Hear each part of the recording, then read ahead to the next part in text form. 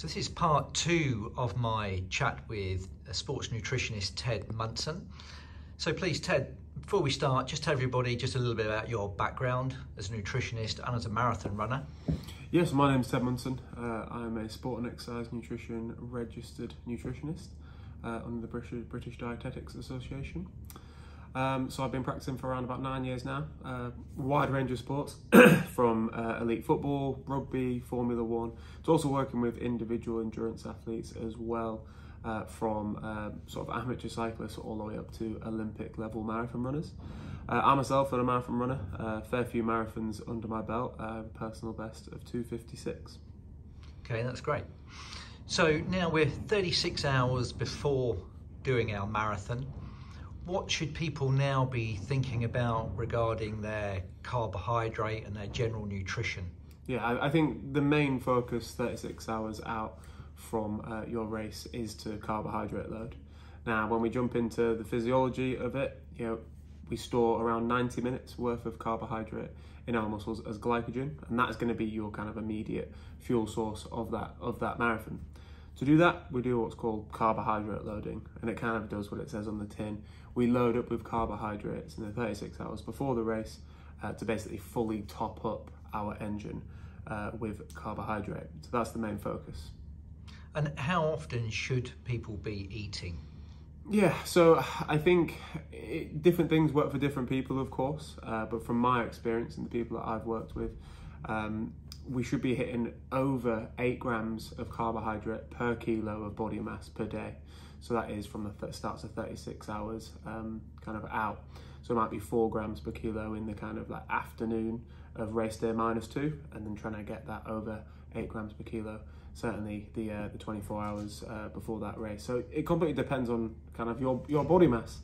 An 80 kilo marathon runner is going to need more carbohydrates compared to a 60 kilo marathon runner, but it's all relative based on what you can store.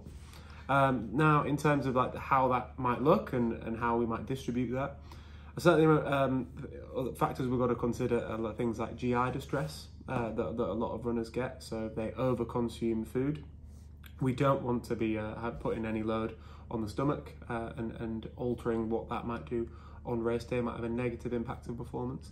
So what I would do is try and space out your carbohydrate intake every couple of hours throughout the day. So that's starting with breakfast. We could have something like an overnight oats with some sort of like fluid carbohydrate. So it could be like an additional smoothie, an additional fruit juice. 2 to 3 hours later, you could top up with like an additional bagel with jam, keeping it kind of starchy, carbohydrate based. For lunch, you could have something pasta based. It could be like a chicken and pasta. Again, you might have like an apple juice with that to further top that up. Between lunch and dinner, maybe a couple of hours later, you could have something similar to what you had between breakfast and lunch. It could be like a granola, oat based. It could be a couple of slices of toast. It could be an additional smoothie. I think liquid carbohydrates work really, really well between meals. It just helps it go down a little bit easier. For dinner, I think a lot of people focus on that kind of that race day -1 dinner. It's kind of the last large meal you probably have before race day. And that's okay. Just make sure you're practicing it in training. That's really, really important. You should have practiced that kind of race day -1 evening meal a fair few times beforehand. And for me personally, I really like a low cheese sourdough pizza. Always works for me. Some people like to go pasta based. Some people prefer like rice dishes. Really, there's no right or wrong answer. Just make sure you're practicing it a fair few times before your long runs in the weeks prior to that race day. Okay, and what about that morning of the race right through to the start and then throughout the race? Yeah, so again, you should have practiced this a couple of times in the weeks prior to the race. So recommend practicing it before all of your long runs, and really a trial and error approach is really, really important. So that could be waking up usually around sort of 3 to 3.5 hours before your race. So hopefully it's not too much of an early race start for you. But yeah, 3 to 3.5 hours before should be your main breakfast. So that is usually around about 1 to 3 grams of carbohydrate per kilo of your body mass. I usually kind of a ballpark figure, try and get recommend at least 100 grams of carbohydrate. What does that look like? Usually around 30 grams of granola, 150 grams of yogurt, top it up with some fruit, and then an additional 400 mils of fruit juice alongside that. Then we fast forward to an hour and a half before the race. That's where you should have another little carbohydrate top up. Things like commercial products usually going to be traveling at that time.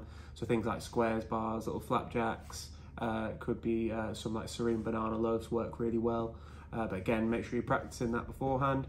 And then obviously when we get to the start of the race, usually about 10 to 15 minutes beforehand, top up with a little, maybe half an energy gel, or even just a couple of like gummies, fruit gummies, just to kind of top up that sugar level, give us a little glucose spike for when we start that race, and you'll be flying. In terms of hydration, that's really important.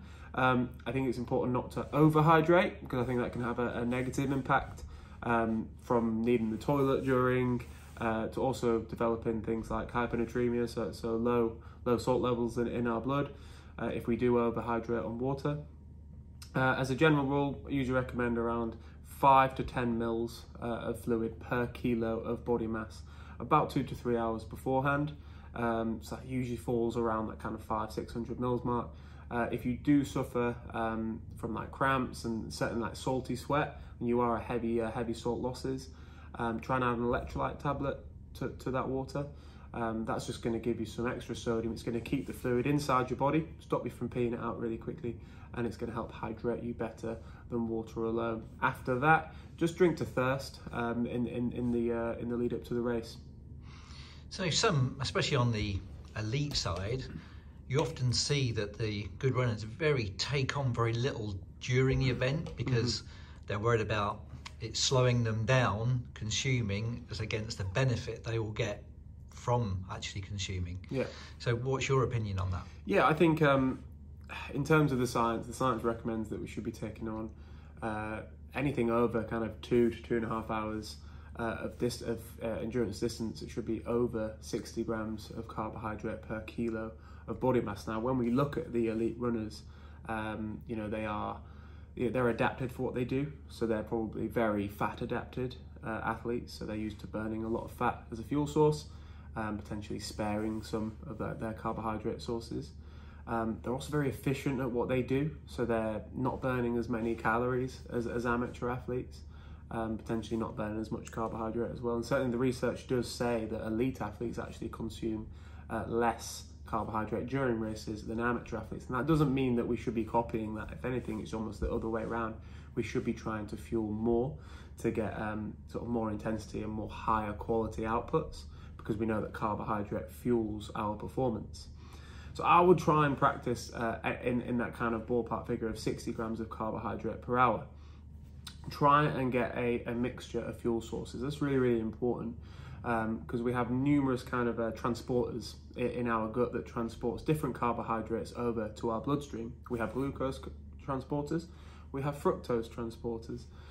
So I think trying to get a mixture of both, we can take on more carbohydrate, and that will help us get it across the gut, digest it well, lower GI issues and stomach issues, and it's going to help fuel your muscle quicker.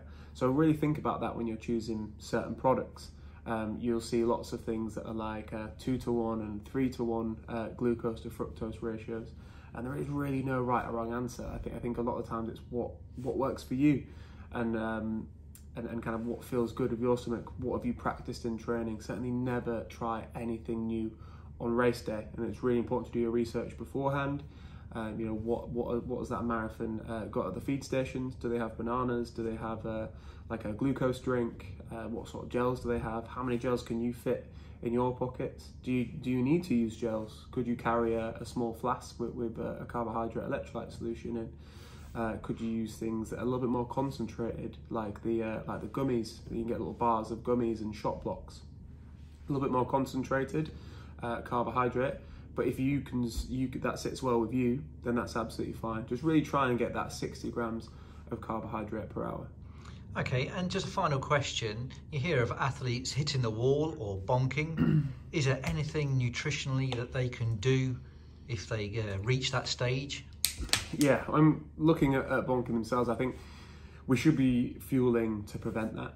So I remember me saying around trying to hit that 60 grams of carbohydrate per hour, because that's giving us immediate fuel and potentially sparing our stored glycogen stores. So that was what we did the day before the race, so 36 hours before the race, where we topped them right up, and then we're taking on fuel to try and spare those stores, because we're always going to be taking fuel from, from our blood, and then also from our glycogen stores as well. And so we should really be trying to fuel to prevent that. So you should have practiced it in training. Now, if you do start to hit the wall, now common sort of symptoms of that are things like headaches, your kind of brain sending signals to your legs, and you kind of looking at them, you're like, they're not working properly, I can't lift my knees very well, my intensity has dropped a lot. The main thing is to listen to your body and start taking on fuel and fluids. Unfortunately, we always use more energy and more carbohydrate than we can possibly consume. So it is really, really tough to break through that wall when you have bonked. So try and make sure you're preventing it rather than getting there and then trying to treat it. Okay, that's been very helpful. Thank you for that, Ted.